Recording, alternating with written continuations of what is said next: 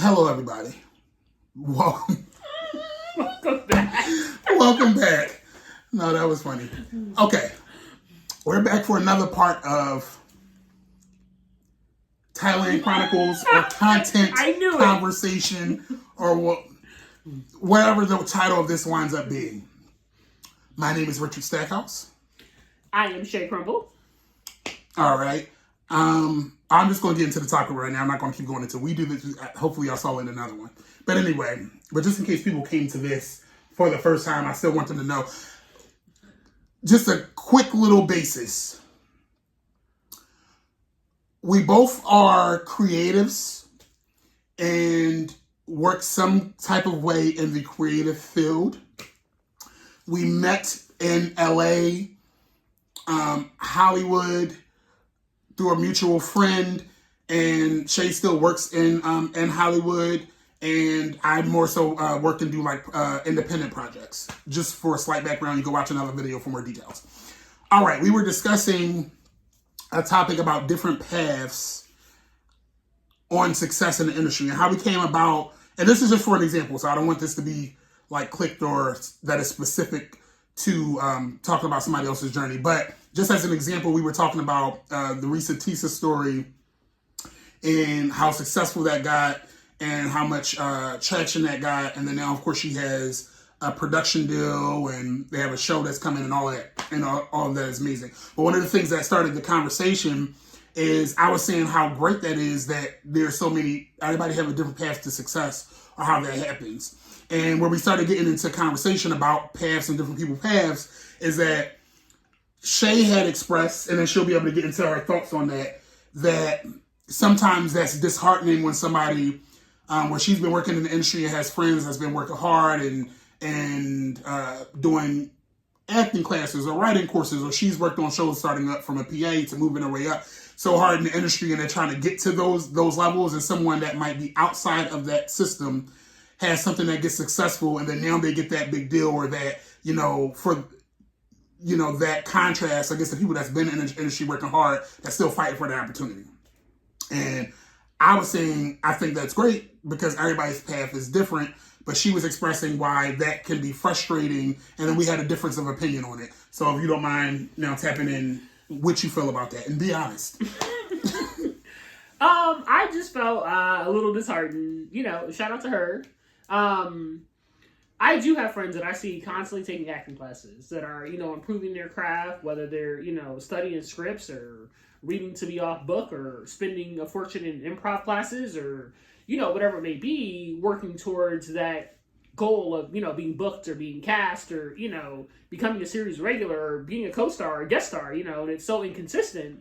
So to find that, TikTok stars are being just hired out randomly based on one video and one cult following, I feel like it's disheartening for people, I guess, who are more so in the institution, working hard the old-fashioned way.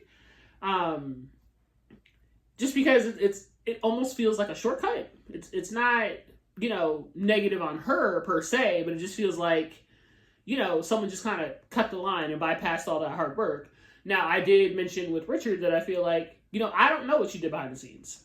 I don't know what her journey was. I don't know how she arrived at this, and maybe all of her background experience may have led her to this point. But I feel like there's just...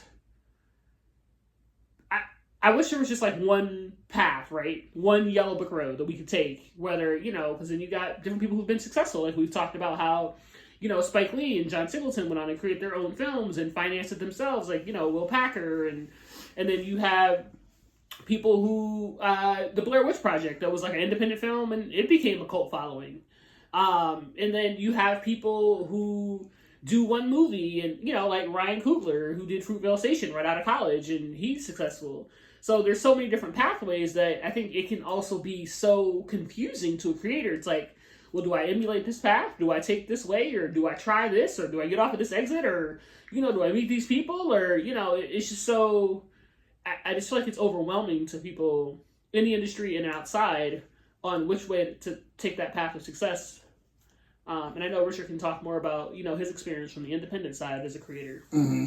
And that's kind of where the conversation came, because initially we had this. You said that so eloquently, but just so they know where the conversation came from, we had kind of, well, I wouldn't say it was a disagreement because we were kind of saying some of the things is just different ways to get to the point or whatever the case may be. But kind of what she just pointed out was where I was saying that I didn't feel, to her point about the shortcut or whatever the case may be, is where I was expressing that there is just different paths. I was just saying that one person's success to me is not another person's failure. So if someone got successful this way and someone was working hard on this way, it doesn't mean that it's a slight to this person that's working this way. Everybody gets to their journey at a different rate, at a different pace, or whatever was for them. And it doesn't have to be to the detriment of the person that was working this path. And so that's how we were talking about some of the different people that they got into the industry from funding their own things, which is similar to maybe somebody getting successful from a TikTok. It's still where it was outside of the system traditionally. And, Hollywood saw that this is something that either is making money or already built its own audience. And now they want something that they feel like they can make money from. And so now they're going to go after that person to try to create and make money with them because they started doing their own thing. I think in Marisa Tissa's case, to my knowledge, I don't think she did anything in the film industry before. But what I was expressing was she didn't necessarily ask for this, like, oh, I'm doing this because I'm trying to get a movie or trying to get a show. She was just telling her story, and it was something that resonated with a lot of people and became super successful. So I was just expressing that it's not her now having success with that isn't something that is a deterrence to somebody else's journey or should not be applauded because it came that way. And so we just got into that there's different paths to success.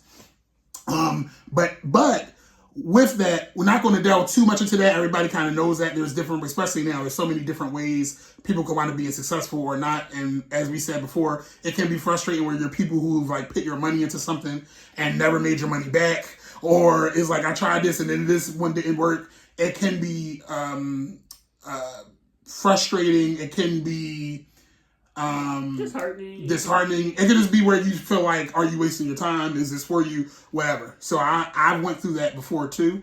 So I think everybody can contest to that. But essentially, if you guys can leave your thoughts on what you feel about that, do you agree that everybody has their journey, or do you feel the same thing? Like, no, there needs to be more gatekeeping. There needs to be more where people have to go through this specific way. Are you okay with people just getting it how they live and it happens for everybody because there's enough success for everybody? I'm more on that path. I feel like everybody's journey is just their own. I'm not attached to how somebody gets to where they're going. See the previous video for temporary outcomes. Right. And so what are your thoughts on that? We'd love to hear from you. All right. Peace.